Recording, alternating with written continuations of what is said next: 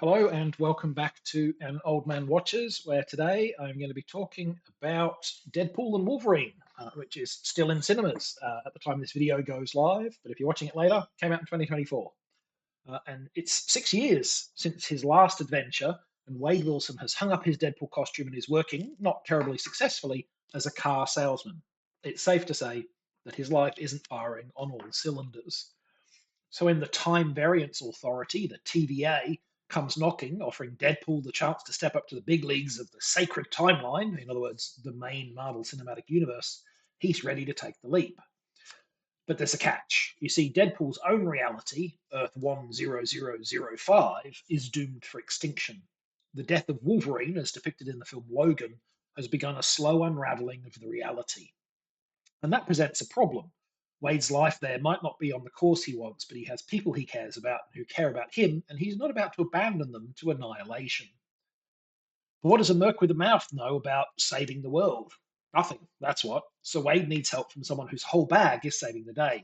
Surely, somewhere in all the realities of the multiverse, there's a Wolverine who's willing to team up with him. Maybe. But even if Deadpool can find the team of action he's looking for, can the two of them really stop the destruction of an entire reality? Especially when to do so, they're going to have to tangle with one of the most powerful and insane mutants in all of the multiverse. Whether Deadpool succeeds in this quest or not, you can be sure of one thing: he's not going to go quietly. So it's been 6 real life years since Deadpool 2, and I think the general consensus is that in the intervening time, Marvel films, whether in the core MCU or under the Fox or Sony banner, have started to look a lot less of a surefire box office hit than they used to be. So, with a $200 million budget riding on its success, it is Deadpool's return, this time with the iconic X Men Wolverine by his side, enough to right the allegedly sinking MCU ship. Well, that's yet to be seen and probably won't be seen for some time.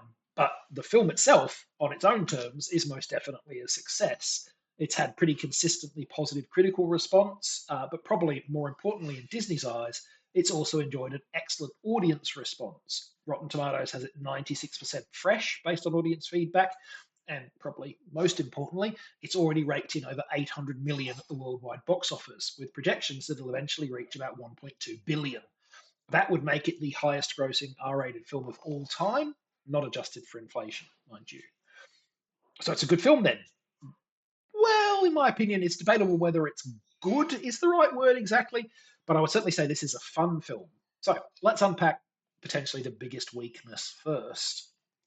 Boy, is this a film full of silly self indulgence. There's an absolute blizzard of cameos and guest stars, a deluge of dirty jokes. The superhero fandom nerdery is turned up to 11 throughout. And at times it feels like the film's never met a gag or a scene it doesn't intend to beat to death through repetition.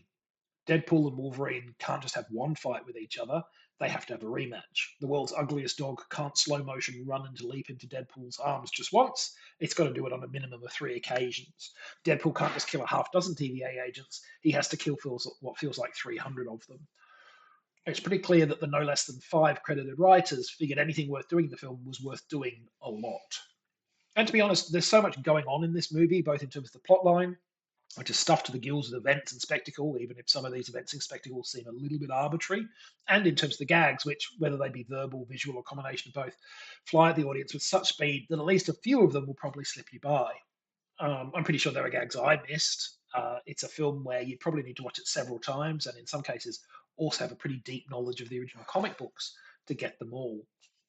Now, there are definite downsides to this approach, of course. Some of the repeated jokes and scenes, and which specific ones will probably vary from person to person, will likely wear a bit thin for some viewers, and is often the case where a movie's plot has a lot going on.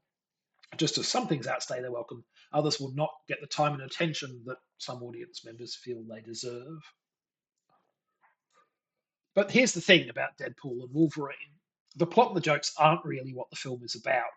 I'm not saying they're not important. The plot's the framework for the gags, and the gags are the film's primary means of getting the audience on board. Those are important functions, but they aren't what the film is about. They're just the complex superstructure and the glitzy veneer for something that at its heart is pretty simple and a little bit sweet. This film, at its heart, is a sincerely fond farewell to the Fox version of the Marvel Universe, which got its start nearly 25 years ago with Bryan Singer's X Men. That film was a big box office hit and launched Hugh Jackman to international stardom in the process. Fox's output hasn't always been such a success, however, with the 2015 Fantastic Four film and the 2019 Dark Phoenix amongst its most notable flops. And look, some of Fox's offerings didn't deserve much success. The 2015 Fantastic Four film seemed embarrassed to even be a superhero movie, which is pretty silly when you're making a movie based on one of the most iconic comic book hero teams.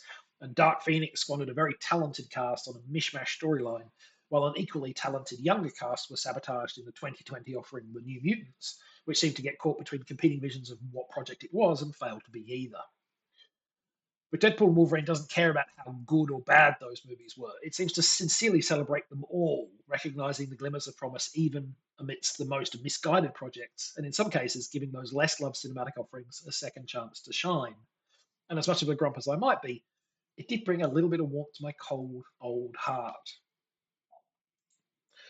Now, one of the consequences of the overstuffed nature of the movie is that its villains don't get a whole lot of screen time, which is why Emma Corrin's gleefully macabre and over the top performance as Cassandra Nova is worth calling out in particular. Because despite being given very little on screen presence to work with, Corrin owns the screen whenever they are on it. And honestly, even at times they aren't on it. Whenever another character tells Deadpool that the only thing more dangerous and crazy than Cassandra Nova is picking a fight with Cassandra Nova, I believed them. And that all comes down to the work that Corrin does in their regrettably brief on screen appearances. Now, this is my first time seeing Corrin's work, though apparently they played Princess Diana in The Crown, so I'm probably in the minority there. But I very much doubt it will be the last time I see them in a big release. They have real charisma on screen and they do excellent work. So, looking at the film as a whole, I think in the final assessment, if you're a Marvel naysayer, Deadpool and Wolverine is not going to change your tune. But if you're an MCU fan, you should be pretty happy with the film. Either way, I think you can expect to see the name Emma Corrin again in the future. Next time, producer Aaron Spelling is probably best known for his big soap opera successes Dynasty, Beverly Hills 90210, and Melrose Place. But way back in 1970, he also gave the world the made for TV horror thriller film How Awful About Alan. But that is next time. For now, thanks for watching. I hope you enjoyed this video. And if you've seen Deadpool and Wolverine, let me know what you thought of it.